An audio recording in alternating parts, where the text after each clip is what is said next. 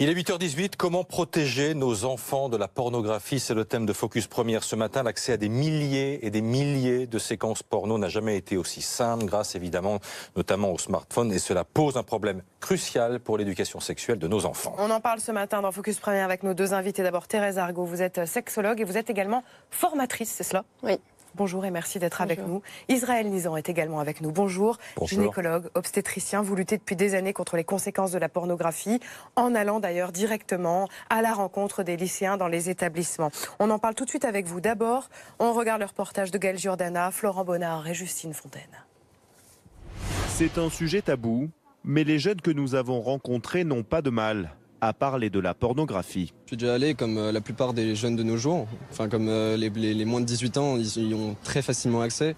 Selon une étude, 63% des garçons âgés de 15 à 17 ans ont déjà surfé sur un site pornographique. 37% des filles. Ça m'est jamais arrivé d'y aller volontairement parce que je sais que c'est pas représentatif de la vraie vie. Pourtant, difficile pour un ado de faire le distinguo entre la fiction et la réalité. Je pensais que c'était comme ça, je me disais que le cul, ça devait ressembler à un film porno.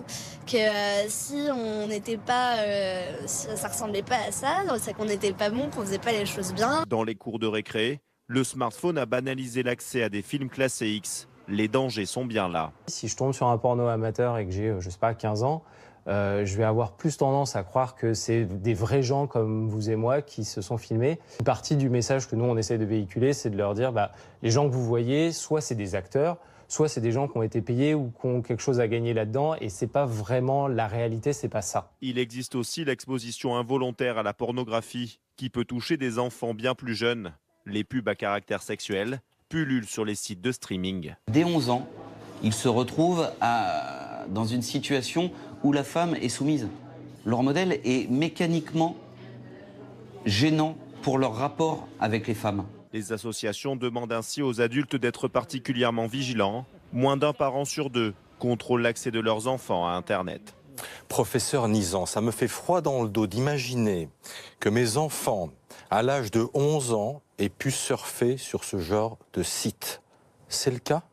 C'est le cas, bien sûr, et vous ne pouvez pas les protéger, c'est eux qui vous protègent en ne vous le disant pas.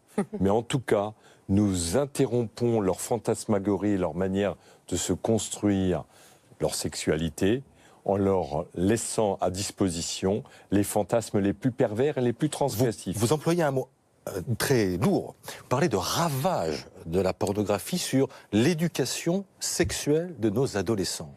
L'information à la sexualité dans notre pays n'est pas faite, autant le dire. La loi de la France n'est pas respectée, mais rassurez-vous, la pornographie le fait à notre place.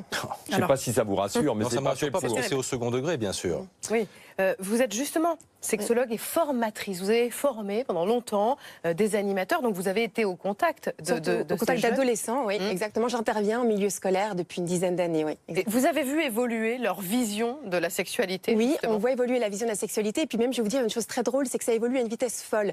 J'étais devant des adolescents d'à peu près 16 ans. Je leur disais aujourd'hui, des enfants de 11 ans ont déjà accès aux images pornographiques. Et ils me disent, madame, vous savez, à notre époque, on n'avait pas de smartphone. Et je trouvais ça formidable comme réflexion, parce que ça montre bien que ça change à une vitesse folle et que nous, adultes, nous avons toujours un train de retard, voire 10. Il faut que vous nous donniez des exemples, parce que nous, parents, comme le disait le professeur Nizan, ils ne nous en parlent pas. Oui. Donc quel regard ils ont sur la sexualité? Alors, le Qu'est-ce regard... qu'ils disent? C'est quoi l'entrée dans la sexualité pour des ados? Bien, la vision qui est montrée dans la pornographie de la sexualité, c'est quand même une sexualité récréative, pulsionnelle. L'objectif, c'est la jouissance. Et donc, l'homme et la femme sont transformés en instruments de plaisir. Alors, les fantasmes sont mis en scène. Et donc, finalement, ce qu'ils vont avoir comme vision de la sexualité, c'est l'autre comme instrument de jouissance, l'autre comme objet de jouissance. La personne est réduite à l'état d'objet. Voilà, objet sexuel. Alors après, ne nous inquiétons pas de voir les fameux balance ton porc et compagnie, puisque c'est qu'un continuum, c'est-à-dire qu'à un moment, l'autre n'est qu'un objet de jouissance. Alors on va y revenir. Et professeur Nizan, vous intervenez dans les collèges et on vous avait suivi il y a quelques semaines maintenant dans le cadre de notre série Grand Angle. Et je voudrais qu'on vous entende discuter justement avec ces adolescents. Regardez.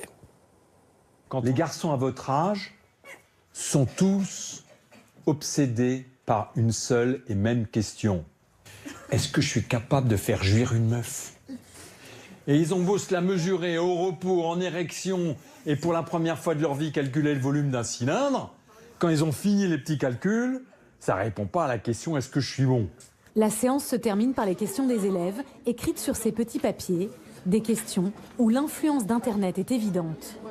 Pensez-vous que l'on peut faire une orgie générale dans un club de libertinisme? Ça aussi, ça vient d'Internet et des films pornographiques. Comment on empêche ça? Il y a 3 mesures qui pourraient faire avancer les choses. Premièrement, dire aux enfants, ça vous fait du mal. Et d'ailleurs, ils le sentent. Quand on a regardé pendant des heures Rocco Siffredi avec la taille de son sexe et qu'on n'imagine pas que ce soit des trucages, on se dit, j'y arriverai jamais. Donc ça donne des bouffées d'angoisse aux jeunes, garçons comme filles, terrible. Deuxièmement, en prévenant les parents que ça fait du mal à leurs enfants, tous ne le savent pas. Troisièmement, en conditionnant l'accès à la pornographie sur Internet par un numéro de carte bleue, au nom du respect de la protection des mineurs dans notre pays. Professeur Nizan, vous savez très bien que ça se contourne, ça. Ah non, non, je vais vous dire, le CSA, chargé de surveiller ça, dirait, première infraction de ce fournisseur d'accès Internet, 10 millions d'euros. Deuxième infraction, 500 millions d'euros, ça s'arrête en une semaine. Ce qui est compliqué, c'est qu'on est dans le tabou de la sexualité de nos ados et que c'est compliqué en tant que parent de s'immiscer. Du coup, est-ce que c'est pas à l'école? On entendait le professeur Nizan avoir un langage très cru avec les lycéens. Est-ce que c'est pas à l'école de remplir ce rôle? Alors, à l'école, je pense qu'il faut qu'on remplisse ce rôle parce qu'il y a une urgence. Mais nous aussi, comme parents, on doit s'emparer du sujet et arrêter de penser que ce serait un sujet intime. C'est pas de l'ordre de l'intime, c'est vraiment comme l'éducation aux médias. Comment est-ce qu'on apprend à nos enfants à utiliser les moyens de télécommunication modernes? Je vais vous dire une chose. Ça fait des années que je parle des ravages de la pornographie. Il y a à peine 2 jours, ma petite fille de 9 ans vient me voir un soir, à 9h du soir. Elle me dit « Maman, je voudrais te poser une question. C'est quoi un film porno ?» Petite fille de 9 ans. Et je lui dis justement, tiens, pourquoi tu me poses la question? Elle me dit, dans ma classe, il y a plusieurs garçons qui regardent des films porno. Et puis, on essaye d'un peu discuter, d'échanger ensemble. Tu sais, c'est bien d'en parler. Et puis, je lui explique quelques éléments, que ce ne sont pas des images qui sont destinées pour eux, que ce sont des images qui abîment notre imaginaire, qui abîment notre regard sur l'homme, sur la femme. Donc, ma fille qui dit ça. Et juste après, il y a mon fils de 11 ans et demi qui me dit, maman, de quoi tu as parlé avec ma petite sœur? Je lui dis, tu sais, on a parlé des vidéos pornographiques. Oh, maman, si tu savais, au collège, tout le monde en parle non-stop. Et moi, ce qui m'a frappée, c'est qu'on croit toujours que ce sujet concerne les enfants des autres. Et moi, la première, évidemment, ça concerne les autres. Eh bien non, mes propres enfants, alors que je suis sans cesse en train de parler de ce sujet, sont aussi concernés. Un dernier mot, professeur Nizan. Je pense qu'on ne peut plus aujourd'hui dans notre pays protéger nos enfants.